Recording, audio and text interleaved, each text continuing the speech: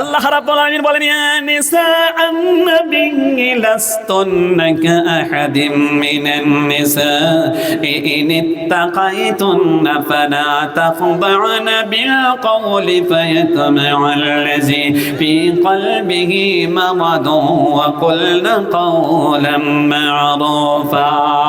22 নম্বর পারা সূরা আল আহজাব 73টা আয়াতের হচ্ছে 32 নম্বর আয়াত। আল্লাহ পাক বলেন হে নবীর স্ত্রীগণ, তোমরা সাধারণ মহিলা মতো নও, অতএব পুরুষের সাথে বাসন ভঙ্গি দিয়া কোমলিঙ্গিতে তাদের সাথে কথা বলো না, সংযত কথা বলো, আল্লাহ রাব্বুল আলামিনকে ভয় করো।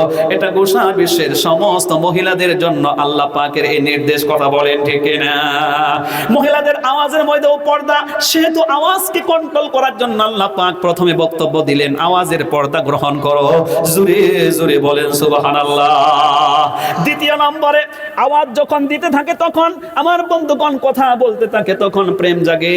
আমরা একটা কবিতা পড়েছিলাম, এটুপ এটুপ করি ডাওরর পানি পরি বরিগল বহল হাগর, কন কন বালি সাহি ইটে হিটে লোক লাগি হাজি দিলে দরুনি ডাঙর, পল অনুপল করি ডার দিন মাসুরি যোগ যোগ পার হয়ে যায়, এটি দুটি করি কথা মর মর মাত, কথা কথা বলেন ঠিক কিনা? এদিন কথা কব আন দিন কথা কব, এদিন গল্প করিব আন দিন গল্প করিব, 3 দিন পিছত 4 দিন পিছত প্রেম হব, তেতিয়া দেখিব খুঁজিব, আরো দেখার সময়ত ভাল লাগিলে লই কেনে পলাই যাব। কথা কয় না কেন? সেজন্য আল্লাহ রাব্বুল আলামিনের বক্তব্য দ্বিতীয় নম্বর পার্টিশন। আল্লাহ পাক বলেন কুল্লিল মুমিনিনা ইয়াগুদ্দু মিন আবসারিহিম ওয়া ইয়াহফাযু ফুরুজাহুম যালিকা আযকা লাকুম ইন্নাল্লাহা খাবীরুম বিমা ইয়াসনাউন।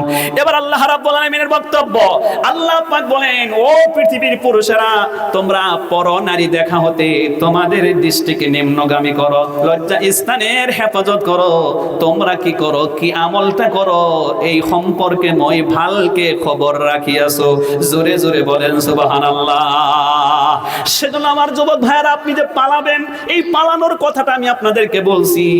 সমাজের ভিতরে কিছু যুবক আছে, এদের চরিত্রটা একটা নোংরা হয়ে গেছে। যখন মেয়েদের স্কুল ছুটি হয়ে যায়, হাই সেকেন্ডারি ছুটি হবে, হাই স্কুল ছুটি হবে, দেখবেন কিছু ছেলেরা আগে থেকেই দরজার সম্মুখে, গেটের সম্মুখে বাইক নিয়ে দাঁড়িয়ে আছে, পাগলা প্রাণীর মতন। ওইটার কইলাম না, আছে না? কথা হয় না কেন? ওই যুবক, তোমাকে সংযত হতে হবে, তুমি ওই গ্রুপ থেকে পলায়ন করতে হবে। বন্ধুরে, তুমি ওই মেয়েকে দেখে দেখে প্রেমের নিবেদন করে করে গার্লফ্রেন্ড তৈরি করে তার সাথে সময় লস করবে। আবার সময় দিয়ে দিয়ে কিছু পুরুষ আছে আবার ধোঁকাও দিয়ে দেয়, যুবকরা ধোঁকাও দিয়ে দেয়, তার জীবন তার সতীত্ব নষ্ট করে আমার বন্ধুগণ অন্য জায়গায় বিয়ে করে। এমন পুরুষও এমন যুবকও পাওয়া যায়, কথা বলেন ঠিক কিনা? এখন আপনি ওকে নষ্ট করলেন, কোরআন কি বলছে? পুরো মায়া কথা কয় না কেন? পড়বো? এটা আপনি পড়বেন কোরআনে কারীম যখন স্টাডি করবেন। 18 নম্বর পারা, সূরার নাম নূর, সূরা আন-নূর, 64 টোটাল আয়াত। আমরা যখন তিলাওয়াত করব 26 নম্বর আয়াতে আল্লাহ পাকের বক্তব্য। আজকে কয় তারিখ মনে আছে তো? 26 তারিখ বোধহয় আর না, এখন 27 তারিখ হয়ে গেছে। 12টা হইল না? যাই হোক, 26 তারিখে মাহফিল, 26 নম্বর আয়াতটা আপনি এখন সহ্য করতে পারেন কিনা? আল্লাহ পাক বলেন আল খাবিসাতু লিল খাবিসিনা ওয়াল খাবিসুনা লিল খাবিসাত ওয়াত তাইয়িবাতু লিত তাইয়িবিনা ওয়াত তাইয়িবুনা লিত তাইয়িবাত। আল্লাহ পাক বলেন এই সমাজের ভিতরে নষ্টা মহিলার জন্য নষ্টা পুরুষ থাকবে, আর নষ্ট পুরুষের জন্য নষ্টা মহিলা থাকবে। আমার বন্ধুগণ, আবার যদি পুরুষটা পবিত্র হয়ে যায়, ওর জন্য আল্লাহ যে মহিলা রাখবেন অর্থাৎ স্ত্রী রাখবেন, ওটাও থাকবে পবিত্র। আপনি একটা মেয়েকে আমার বন্ধুগণ প্রেমের ভান ধরে তার জীবনটা নষ্ট করে দিয়েছেন, সতীত্ব নষ্ট করে দিয়েছেন। তুমি যেটা পাইবে ওইটাও আর একজনকে বেজাল করছে। এ কথা আমি কই না, আল্লাহ কয়। জোরে কয় না কে মুসলমান? আমি বলছি না আল্লাহ বলছেন? আল্লাহর কথা 100% সত্য। সেজন্য আমার যুবক ভাইয়ারা ওখান থেকে পলায়ন করো, নিজেকে সতীত্ব বজায় রাখো। তুমি যেটা পাইবে ওটাও দেখবা সতীত্ব। কথা বলেন ঠিক কিনা? এজন্য আমার ভাইয়ারা ওই অন্যায় থেকে তুমি পলায়ন করে সঠিক পথের মধ্যে তুমি পা দিয়ে দাও। আসুন এখন আমরা আলোচনা করব আল্লামা ইয়াফি রহমাতুল্লাহ আলাইহি আত-তারগীব ওয়াত তারহিব নামের একটা কিতাব আছে। ওই কিতাবের মধ্যে একটা যুবকের কথা উল্লেখ করেছেন। আজকের প্রোগ্রামটাই হলো যুবকদের ব্যাপারে, এই জন্য আমি এই কথাগুলো আনতেছি। আপনাদের কষ্ট হইতেছে? খুব খেয়াল দিয়ে শুনবেন। আত-তারগীব ওয়াত তারহিব, এখানে পবিত্র কোরআনের একটি আয়াত দিয়ে তিনি তাফসীরটা করেছেন। 31 নম্বর আয়াত আপনি পড়বেন কোরআনে কারীম স্টাডি করলে, 31 অথবা 32 নম্বর আয়াত সূরা বনী ইসরাঈল 111টা আয়াত। আল্লাহ পাক বলেন ওয়ালা তাকরাবুজ জিনা ইন্নাহু কানা ফাহিশা ওয়া সাআ সাবিলা। আল্লাহ পাক বলেন তোমরা জিনার নিকটবর্তী হইও না। আল্লাহর কথার বাসন ভঙ্গিটা কত উন্নত মানের। জোরে জোরে কোন সুবহানাল্লাহ। আল্লাহ পাক এই কথা বল নাই বান্দা জিনা করিস না, কারণ আল্লাহ জানে ওই রাস্তায় কেউ যদি যায় ওই ঘরে ঢুকলে ও বাইরে হতে পারবে না, কারণ এটা এমন আকর্ষণীয় বস্তু। কথা কয় না কেন? এই জন্য আল্লাহ বলছেন ওর নিকটেই যায় না। দেখছেন আল্লাহর নসিহতটা কত উন্নত মানের। সুবহানাল্লাহি ওয়া বিহামদিহি। আল্লাহু আকবার বলেন, জোরে বলেন আল্লাহু আকবার। আমার বন্ধুগণ আল্লাহ পাক বলেন জিনার নিকটবর্তী হয়ো না, এটা হলো ফাহিশা, অশ্লীল কাজ। অতএব এখান থেকে তোমরা বাঁচো, আল্লাহ রাব্বুল আলামিনকে ভয় করো। আয়াতের তাফসীর লিখতে খেলা আল্লামা ইয়াফি রহমাতুল্লাহ আলাইহি ওখানে একটা যুবকের কথা উল্লেখ করেন। ওই যুবকের চরিত্র খুবই সুন্দর, খুবই ভালো। কোন সুবহানাল্লাহ। যুবকটা যৌবন বয়সে আল্লাহ রাব্বুল আলামিনের ইবাদত যেমনটা করে ঠিক একইভাবে ও যুবকটা মা বাবার কথাকেও অনুসরণ করে চলে, মা বাবাকেও হেল্প করে। কোন সুবহানাল্লাহ। আল্লাহ পাকের বক্তব্য ওয়া কাদা রাব্বুকা আল্লা তা'বুদু ইল্লা ইয়্যাহু ওয়া বিল ওয়ালিদাইনি ইহসানা। একই সূরা আপনি স্টাডি করলে সম্ভবত 23 এবং 24 নম্বর আয়াতে আল্লাহ পাকের বক্তব্য, আমি আল্লাহর পক্ষ থেকে চূড়ান্ত সিদ্ধান্ত এবং ফয়সালা হয়ে গেছে। আমি আল্লাহ পাকের ইবাদতের পরেই তোমরা তোমাদের মা বাবার সাথে ইহসান করবে, তাদের খাই খেদমত করবে, তাদের সাথে ভালো আচরণ করবে। চাইছে দুইজন বৃদ্ধ হোক অথবা একজন বৃদ্ধ হয়ে তোমার কাছে পৌঁছে যাক, তাদের সাথে ভালো আচরণ করবে, তাদের খেদমত করতে গিয়ে শব্দ পর্যন্ত বলবে না। আমার বন্ধুগণ আমি সুযোগ পেয়েছিলাম, কিন্তু আয়াতের উপরে 100% আমল করার ক্ষমতা আমি পাইনি, আমি করতে পারি নাই রে বন্ধু। আজকে আমার আফসোস হয়, আমার আব্বুর কথা আমি বলছি। আমার আব্বু খুবই তাড়াতাড়ি ইন্তেকাল হলেন, কিডনি দুটোই ফেল হয়ে গেল। 2011 সালের জুন মাসের 23 তারিখ আমার আব্বু ইন্তেকাল করলেন। আমার বন্ধুগণ সম্ভবত 2019 থেকে আমার আম্মু বিছানায় পড়ে গেলেন। আল্লাহ রাব্বুল আলামিন আমাকে রহমত দিয়েছিলেন, কিন্তু আমি তা পারিনি। আল্লাহ রাব্বুল আলামিন যেন আমাকে ক্ষমা করে দেয়, যতটা খেদমত করার কথা ছিল আমি তা পারি নাই। আমার ভাইয়ারা লকডাউনের থেকে ঘরে পড়ে গেলেন, জালসার মৌসুমে তো আমি বাড়ি থাকতে পারি না। আমরা 3টা ভাই পুরনো বাসায় আমার মাকে দিয়ে দেই, জালসার মৌসুমে তারা খেদমত করে, জালসা শেষ হলে আমার বাড়ি নিয়ে আসি। আসার পরে বন্ধু যতটুকু সম্ভব আমি চেষ্টা করেছি, কিন্তু আরো চেষ্টা করার কথাই ছিল। কারণ আল্লাহর রাসূল সাল্লাল্লাহু আলাইহি ওয়াসাল্লামের এক সাহাবীর ব্যাপারে আসে, ইয়ামান থেকে ওই সাহাবী নিজের মাকে কাঁধে করে নিয়ে এসে মক্কাতে ঘোরালো, হজ সম্পাদন করালো, সব কিছু করিয়ে দাও কাদের মধ্যে করে করিয়েছে। এরপরে নবীজির দরবারে গিয়ে বললেন, হে আল্লাহর রাসূল আমি আমার মাকে সব কিছু কমপ্লিট করেছি, খাই খেদমত করেছি, হজটা কাদের মধ্যে করিয়েছি। এ আল্লাহর রাসূল এবার বলুন আমার মায়ের উপরে যে হক ছিল সেটা কমপ্লিট হয়ে গেল নাকি? আল্লাহর রাসূল সাল্লাল্লাহু আলাইহি ওয়াসাল্লাম বলেছিলেন, তুমি যদি তোমার চামড়া দিয়া তোমার মাকে যদি জুতা বানাইয়া দাও আর মা পড়ে, তারপরেও তুমি মায়ের হক আদায় করতে পারবে না। সুবহানাল্লাহ। এই ঘটনা বলতে গিয়া আমার বন্ধুগণ আমি সৌদি আরব থেকে একটা কিতাব পার্সেল দিয়ে নিয়ে এসেছি। আমার বন্ধুগণ, ওই কিতাবের মধ্যে হেডলাইনের মধ্যে আছে, কিতাবটা আবার ওইটা উর্দুকে ট্রান্সলেট করা হয়েছে। বন্ধুরে, ওখানে হেডলাইনের মধ্যে আছে, তুমি আপেল চাহিয়ে ইয়া বল চাহিয়ে। এটা হলো ঘটনার হেডলাইন। কথা শুনতেছেন? ঘটনার হেডলাইন, তুমি আপেল চাহিয়ে ইয়া বল চাহিয়ে। যখন হেডলাইনে বলের ফটো আছে, আবার এখানে আপেলের ফটো আছে। ঘটনাটা খুব মজা। তুমি আপেল চাহিয়া বল চাহিয়ে। ও আমার বন্ধুগণ, এই ঘটনা যখন আমি বের করলাম, পড়তে শুরু করলাম, ঘটনাটা উল্লেখ করা হয়েছে সিরিয়া শাম দেশের ঘটনা উল্লেখ করা হয়েছে। শাম দেশটা পাহাড়িয়া জায়গা, মরুভূমি জায়গা। ওখানে আমার বন্ধুগণ, একটা বাবা বিয়ে করার পরে সন্তানের মুখ দেখতে পারে না। লিল্লাহি মুলকুস সামাওয়াতি ওয়াল আরদ ইয়াখলুকু মা ইয়াশা ইয়াহাবু লিমান ইয়াশা إناثا ويهب لمن يشاء الذكور أو يزوجهم ذكرانا وإناثا ويجعل من يشاء عقيما إنه عليم قدير। জোরে বলেন আল্লাহু আকবার। আল্লাহ রাব্বুল আলামিন বলেন, আকাশ এবং জমিন আমার। এজন্যই দাম্পত্য জীবনে মানুষ যখন আমি কাউকে দেই কন্যা সন্তান, কাউকে দেই পুত্র সন্তান, কাউকে কন্যাও দেই, কাউকে পুত্রও দেই, আবার কাউকে কিছুই দেই না। দেখবেন কোন মানুষ বিয়ে করেছে সন্তান হয় না। কোন জায়গায় যেন গেলাম আমার ভাইয়ারা, 27 বছর পরে আল্লাহ রাব্বুল আলামিন একটা মেয়ে সন্তান দিছে। সন্তান হয় না 27 বছর পরে। কত বছর পরে? ত্রিপুরার ঘটনা। এই তো কয়দিন আগে ত্রিপুরা গিয়েছিলাম। 27 বছর পরে আল্লাহ রাব্বুল আলামিন একটা মেয়ে সন্তান দিছে। আল্লাহ পারে না? কথা কয় না কেন? মাঝে মাঝে মানুষের ইমানের পরীক্ষা নেয়। আপনি বিয়ে করেছেন, সন্তান হচ্ছে না, আপনি ফালতু জায়গায় যেতে পারেন না। পীরের দরবারে, মাজারের দরবারে, মাজারে গিয়ে বলে, ইয়া खाजा मैं तो शादीशुदा आदमी हो, हमको एक लड़का दीजिए, हमको एक लड़की दीजिए। এইভাবে বলে ইমান নামের দৌলত ওখানেই শেষ করে চলে আসে। কথা বলেন ঠিক কিনা? খাজা বাবা আপনাকে সন্তান দিতে পারে না, পীর সাহেব আপনাকে কোন সন্তান দিতে পারে না। সন্তান দেওয়ার মালিক কে?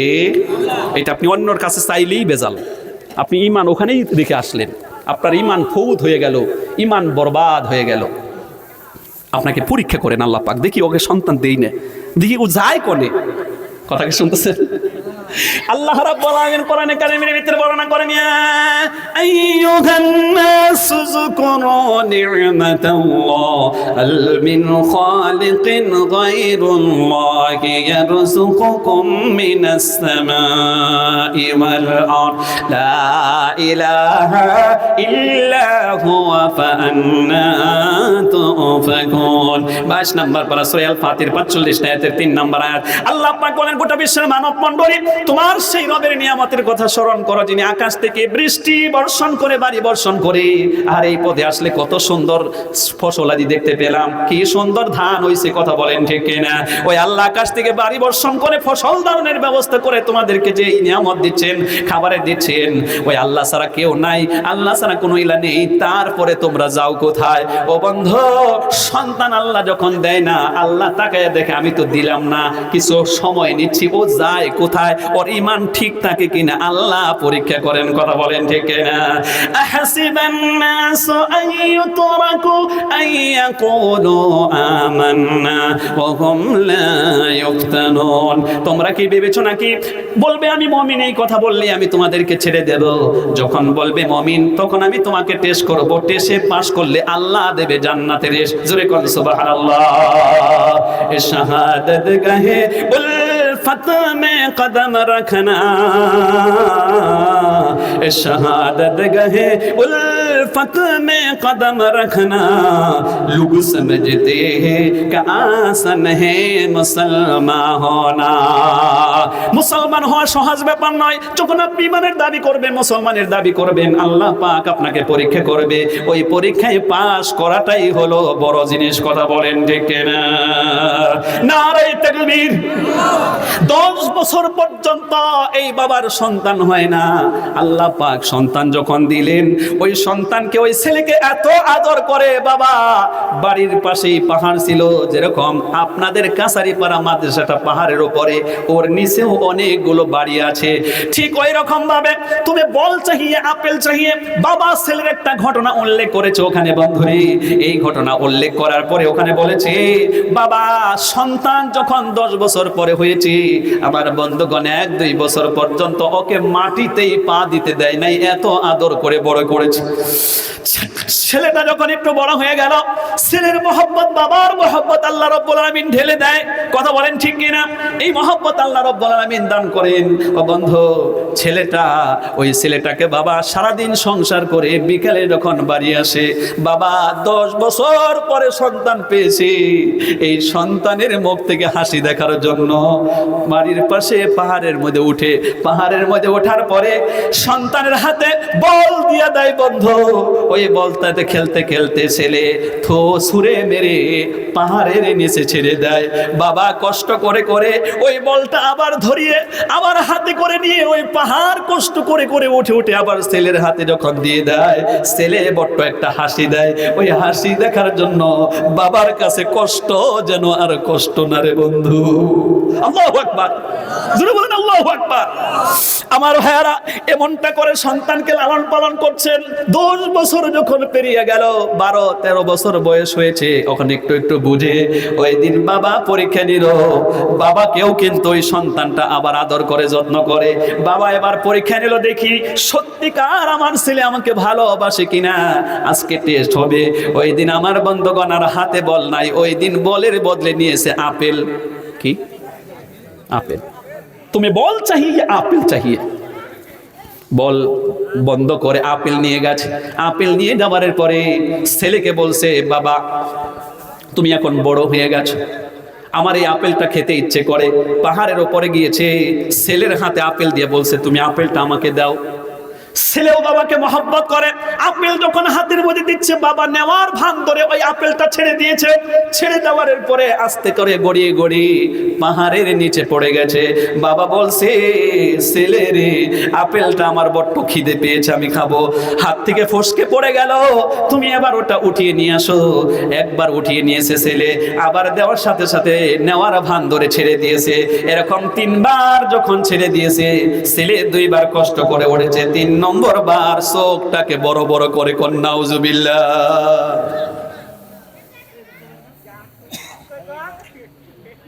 আল্লাহ রাব্বুল আলামিন কোরআনে হাকিমের মধ্যে বর্ণনা করেন, ওয়া কুল্লাকুমা কাওলান কারীমা, তুমি তোমার মা বাবার সাথে সম্মানজনক আচরণ করবে। ধমক দিয়া চোখ রাঙায়া তোমার মা বাবার সাথে তুমি কথা বলো না। আমার বন্ধুগণ তখন বলছে, আব্বা বারবার আপনাকে আমি এটা উঠিয়ে দিচ্ছি, আপনি তো দেখতেই পাচ্ছেন আমার কত কষ্ট হচ্ছে, আমি আর এই বলটা উঠাইয়া দিতে পারবো না। একটু ধমকের সহিত যখন বলছে, বাবার চোখ থেকে ঝরঝর করে পানি পড়তেছে। ছেলে রে, তুই সত্যিকার কিন্তু তুমি আমাকে ভালোবাসো না। এখান থেকে 10 বছর পর্যন্ত তুমি বলটা ছেড়ে দিয়েছো, 2 বার 3 বার 5 বার 7 বার পর্যন্ত তুমি বলটা ছেড়ে দিয়েছো। আর আমি বাবা হয়ে তোমার মুখ থেকে হাসি ফোটাবার জন্য, হাসি দেখার জন্য আমি কোনোদিন চোখ রাঙাই নাই। আমি যদি চোখ রাঙাই একটা থাপ্পড় দিতাম, ওই দিনে তুই বেহুশ হয়ে যেতি, তোর ব্রেনটা কোমল ছিল, তুই পাগল হয়ে যেতি।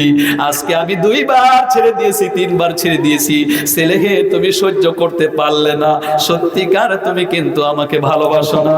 এইভাবেই ভালোবাসা দিয়ে আব্বা আমাদেরকে লালন পালন করেছে। কথা বলেন ঠিক কিনা?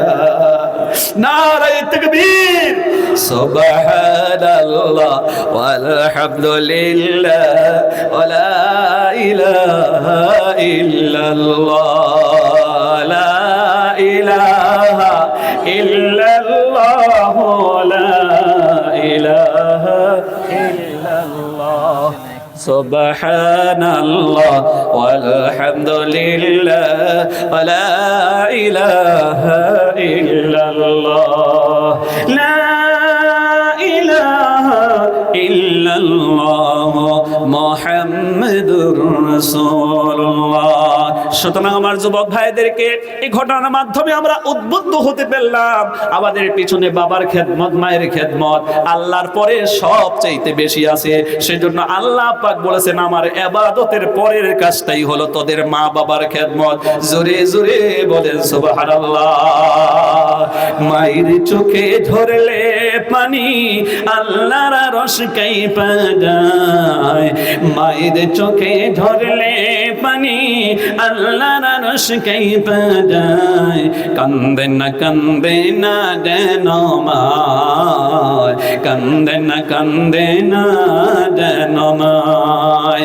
বিদেশের পাশে যদি সন্তান মারা যায়, সবার আগে জানেন তাহার জন্ম দুঃখী মায়। সেই মায়ের কষ্ট কেহ দিও নাই দুনিয়ায়, সেই মায়ের কষ্ট কেহ দিও নাই দুনিয়ায়। কান্দে না যেন মায়, কান্দে না যেন মায়। সন্তানের জন্য মায়ে করলে মোনাজাত, ফিরাতে পারেন না কবু মায়ের দুটি হাত। সন্তানের জন্য মায়ে করলে মোনাজাত, ফিরাতে পারেন না কবু মায়ের দুটি হাত। সেই মায়েরই পায়ের নিচে আল্লাহ রেখেছেন বেহেশত। জি কথা বলুন, সেই মায়ের পায়ের নিচে কি আছে? সন্তানের জন্য আল্লাহ পাক বেহেশত রেখেছেন। সুতরাং আমরা মা বাবার পক্ষে থাকবো, মা বাবাকে হেল্প করব। কিন্তু দুঃখের বিষয়, পরিতাপের বিষয়, ছেলে সন্তানগুলো যখন বিয়ে শাদী করে মাকে আর খবর নেয় না, বাবাকে খবর নেয় না।